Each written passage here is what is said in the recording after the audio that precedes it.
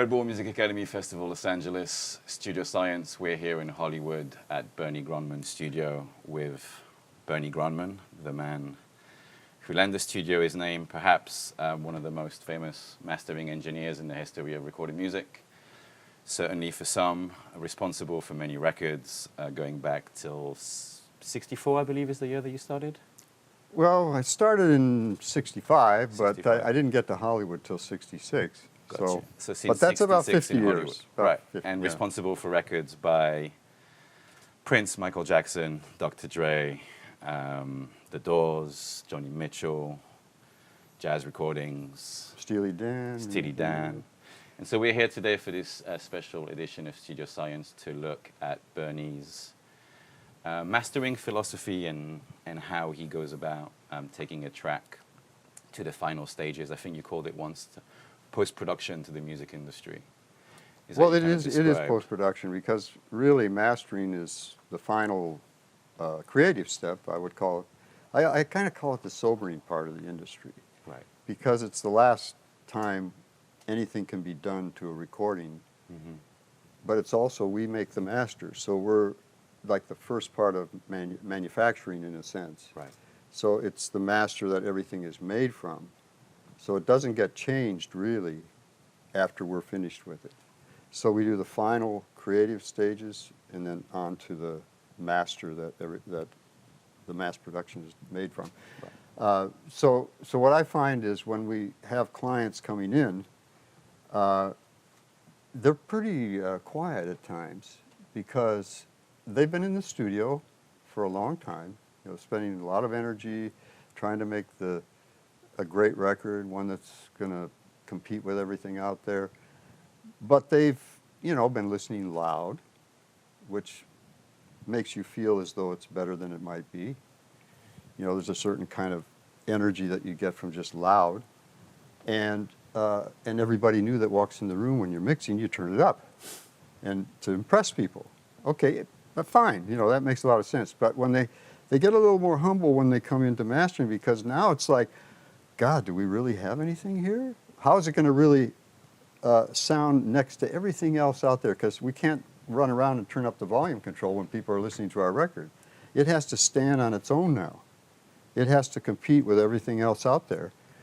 So they're going to be a little bit uncertain, is what I find. Yeah. And but when it comes right down to it, the philosophy, at this stage, when we're at the very end, we have to be aware of the fact that these people have put a lot of their energy into this. They really believe in this product.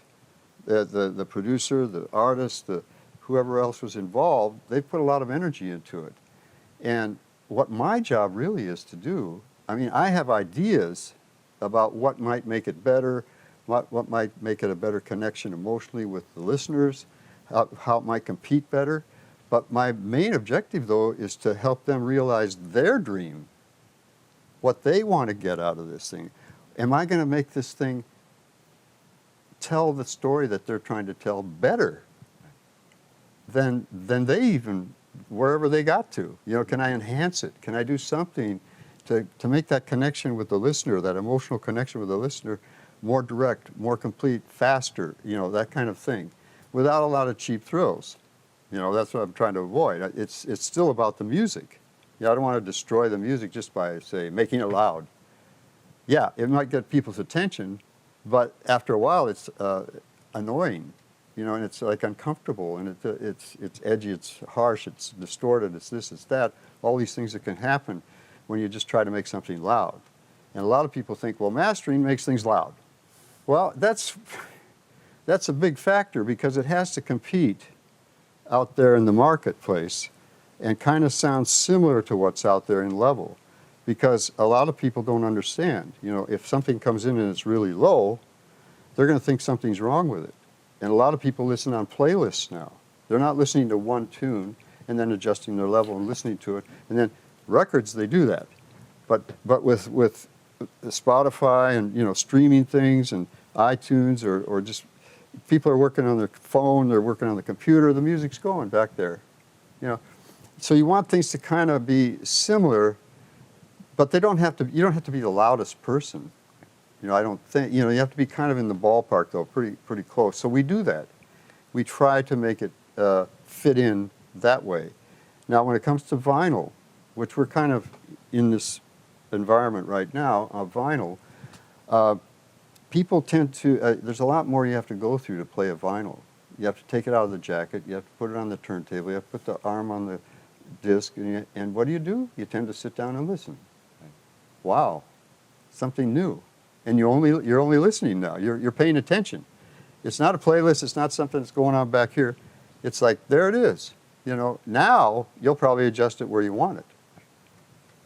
So we tend not to do a lot of processing when it comes to vinyl. We prefer to let the dynamics that were originally built into it speak. Yeah, we want it to be dynamic. We don't want to take away a lot of those dynamics, and we want to enhance the quality of it too. If we can improve the quality or the spectrum balance, all these things that help it communicate better. I mean, the main thing is to get that to communicate emotionally better, because music really is just a portrayal of the human experience through emotion. Yeah. Any kind of music you bring me in, I've probably listened to some of the best that's ever been made of that kind of music, which is a benefit for me, because I have in my mind how good it can be. If it's hip hop, if it's polka music or whatever, I know how good it can be. Right. So it comes down to like, well, how can I make this thing that good, that effective, really make me want to get up and dance or whatever it's for, Okay. Is it going to tell me an emotional story that I'm interested in?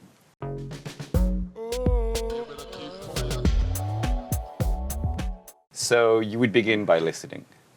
That's right. Okay, so the objective here is to, first take some kind of a evaluation of it, because discs, as I was saying earlier, they have certain kinds of limitations, and I can get an idea of how well it's going to perform on the disc.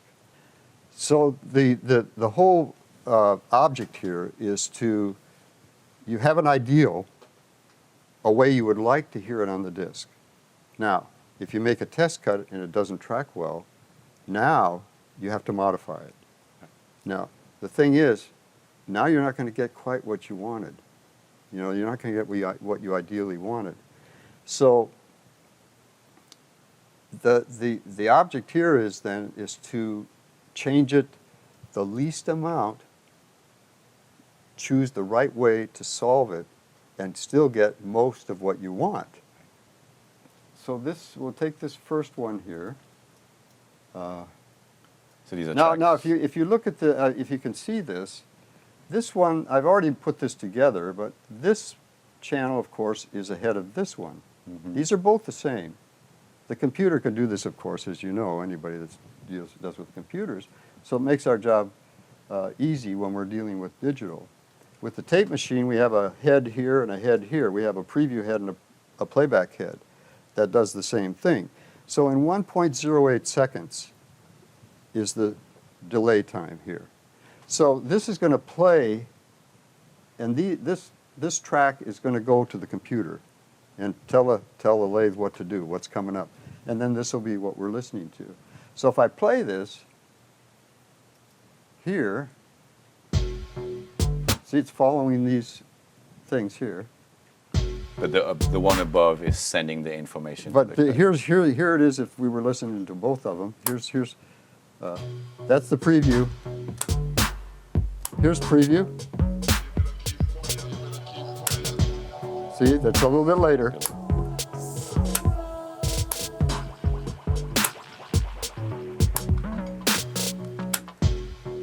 So basically, that's how the system works. And the board that this signal is going through is like two boards, because we have to do the same thing to the preview that we're doing to the program.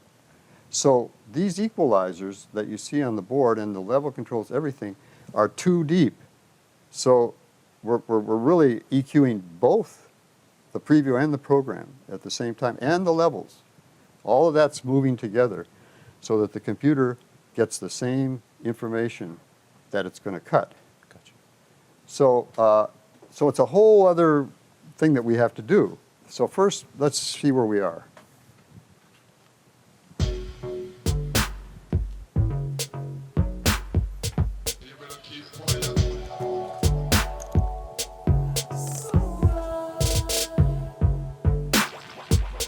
Now, one thing I can do also is I can keep switching between what's coming out of the computer and what I'm doing to it. I can switch between, in other words, flat and what I'm doing to it. Now, another thing we do so that we don't fool ourselves, because usually louder wins, unfortunately, in some ways. I mean, if you're not careful, because there's something louder that impresses you in a certain way.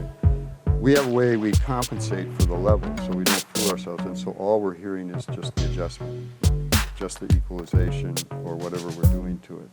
So we can get an idea a better idea if we're doing something beneficial to the signal. But at this early stage, you would just be listening to what the track has. So that this is a very good. Actually, this is done very well. Because I listened a little bit earlier and I thought, So the mix of the track itself. Yeah, this mix is actually pretty good. Yeah. I don't know who did it, but was it done at your place? No, the artist himself did it. The artist? It's a local artist. I mean, he has a good sense of balance and so forth. In other words, his monitors are probably pretty good. Right. Because it has a lot to do with monitoring. I'll get projects in that are, like, say, all muffled and not, but it's uniform. Like, say, an album where everything is kind of muffled, kind of rolled back, and I can't hear. It's not open. I can't hear all the details. I can't hear everything that's in that mix. And I mean, you really should be able to hear most of what's in there because that's all stuff that's going to contribute to the final product and the effectiveness of the product. But that probably means that the mixer was really good. Wrong monitors. Right. He's consistently wrong. Consistently wrong. Now that's just because mixers move around town. Right. They could be all kinds of different places. They're fooled sometimes. Now, mastering engineers sit in front of the same monitors day in and day out, and we have a good reference. Also, our monitors are very neutral. They don't color the sound. They don't do it. If whatever's there is there. They're not going to add a lot of sizzle and things making you think that there's a lot of openness in the sound or depth in the sound. No, if it's not good, they don't sound good. My speakers sound terrible if it's a poor mix and it's not mixed properly. And that's what we want. We want to know really what's there. Okay. So, but like I was saying, this actually has a nice sound, good bottom. The guy knows what he's doing. And I want to set a level. I want to set a level that would be somewhat competitive for what we're going to do it on, like a 12-inch single. So it will be a little hotter, but the fact that we're not using the whole disc and we're going 45 RPM, which spreads the grooves, the signal out more, we can get away with it, and still probably make a clean record. So here we go. What I'm trying to do is I'm trying to get a little more detail in it. Okay. That's all. And so the presence is a little better in all those little elements in there. So when I'm switching back and forth because I want to know where I'm going. You're switching back and forth between nothing, but the levels are corrected. They're both the same level. It's just that one of them has EQ, the other one doesn't. So you're hearing what you're adding. That's all I'm hearing. Yeah. See, the level. This is the level that's coming out of here, and we're like 3 or 4 dB below maximum. So the guy's being very conservative. He doesn't want to get up and clip it. Right. He doesn't want to hit the ceiling because digital is kind of brutal. And he wants to give you room to be able to add. Yeah, I think that's what he was thinking. He just wanted to stay away from the very top because if you clip it, you might get a snap or a crackle, and you get distortion. And that's something that you can't necessarily fix. I can't fix that. No, that I can't fix. So would you recommend that when people submit a track for mastering, that they keep that dynamic range so that the mastering engineer is able to? Okay, here's what I recommend. I recommend that they do get close to the top. Okay. Yeah, that's okay because then they're using all of the bits. Okay. See, if you go too low, you actually lose quality. So you do want to be up. You just don't want to be clipping all the time because you might hear that as a distortion. It is a distortion. So I don't recommend being too low. This is fine. This is about 3 or 4 dB under the peak maximum. So that's a good range. So okay, just in trying to make sure that it's going to come across on the disc, actually after it's pressed also. Right. I'm going to see if I can get this much energy that I'm putting into it right now onto the lacquer. Okay. So let me listen to it again.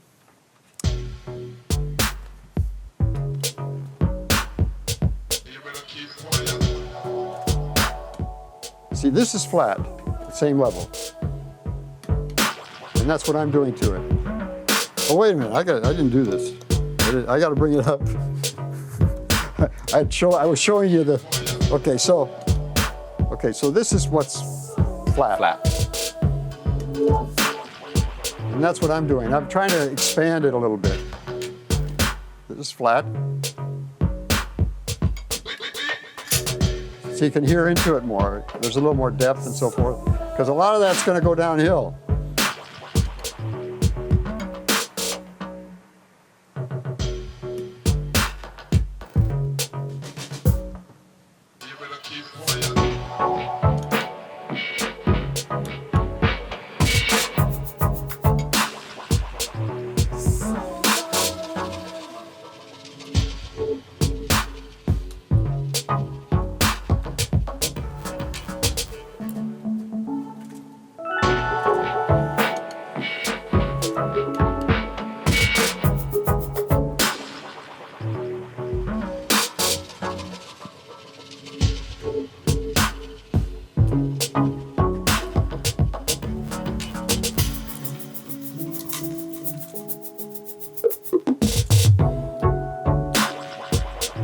Yeah. Okay, that's flat.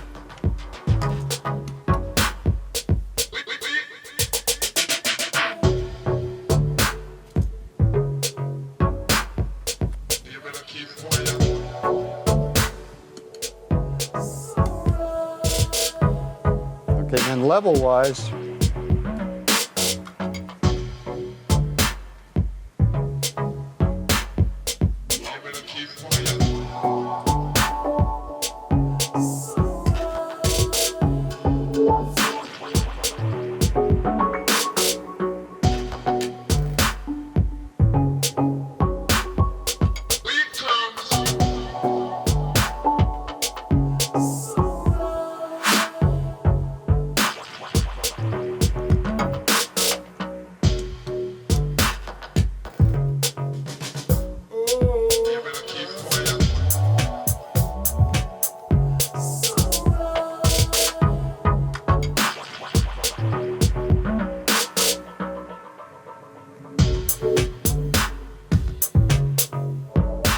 now we're way up there.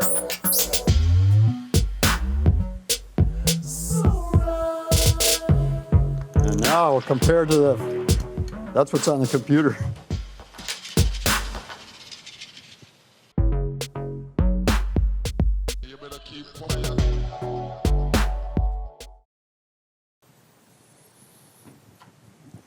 So this is just a reference disc. This is a 12-inch disc. Okay. It's got lacquer on it. No imperfections, hopefully. And you can see it in here too. There's aluminum in there, and then there's a coating on it. Just a thin coating of lacquer, which is soft. And the cutting tool that cuts into it is almost red hot. And it's a sapphire or an industrial sapphire or industrial ruby that they make these out of. And So hopefully we won't cut all the way to the aluminum this time. well, hopefully not. Then I am in trouble. And then just now and when it cuts, there's a piece that's cut out of the disc, and that goes into this jar back here. You can see over there too. It looks like hair. And that's Very thin. That's what the groove is. That's the piece made that's out cut out of the lacquer, and it's very flammable. I mean, if I put a pile of that on the floor here, if it has enough oxygen, you throw a match at it, it explodes. Wow. It's like we squat in the parking lot. We pour it on, boom. Is that young engineer, like young when you were Yeah, young? hey, you're gonna do it, aren't you?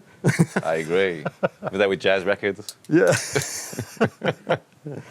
And so I'm just trying to cut down on any static, because when it pulls this chip away, they call it this chip, this piece away, going up the tube and into there, sometimes it's, depending on the weather, if it's real dry, it tends to start clogging up because it's the static electricity. So even in a place like this, which is Yeah, a room well, within a building, yeah, but you still get some effects from the weather. there are days when it just wants to do that. I don't know. It could even be the lacquer formulation or just the age of the lacquer.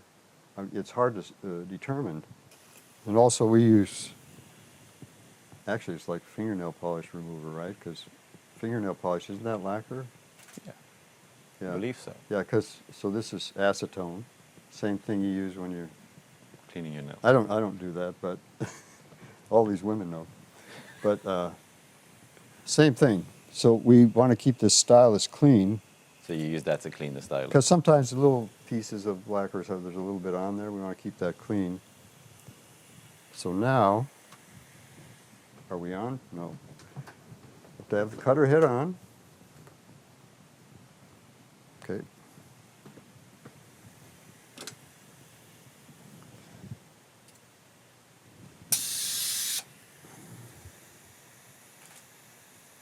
I have to set the groove width depth. Okay, here we go.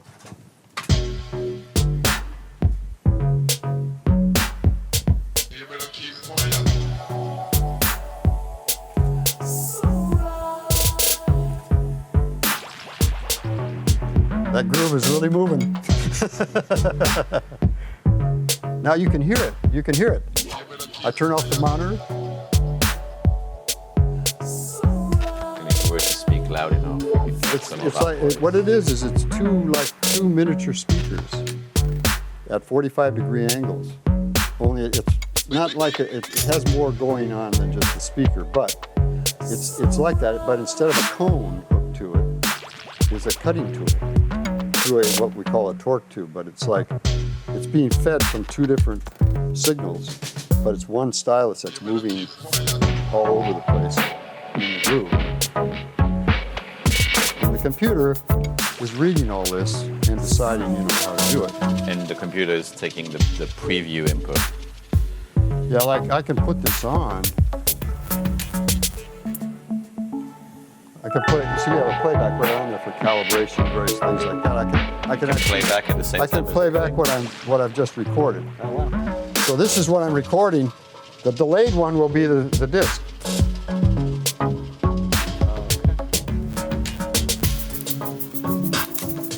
So you can play back and cut at the same Yeah, time. yeah.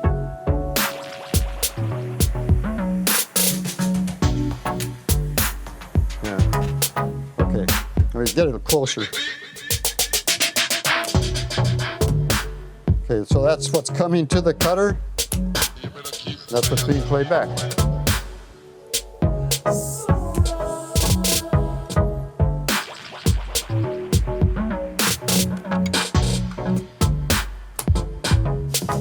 Close.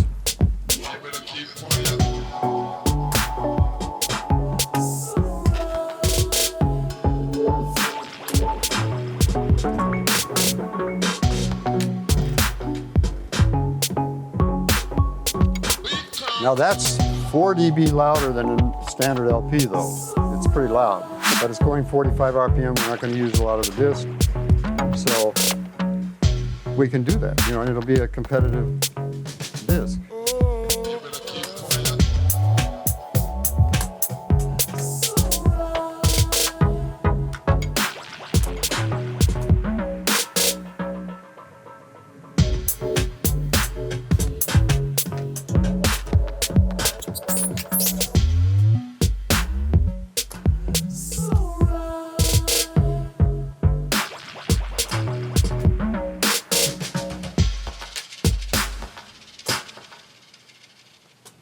Like way back when I was first cutting discs, the playback cartridges weren't as good. Mm-hmm. So, we could only cut so loud and then we'd get distortion and problems. So, but when they got better cartridges, what do you think producers did? Just cut them louder. Right. So they put it right up to that distortion area because, in pop music and so forth and commercial stuff like that, it's always been about level. Right. The so-called A loudness lot of people wars. complain about it, but it's still, everybody wants a fairly loud record Okay. because they want to be noticed. They don't want to get loud. You know, so much out there. Now, so that's the trick. You know, how do we make this thing loud but sound great musically, that it's going to be a good musical experience? Because we really should be serving the music.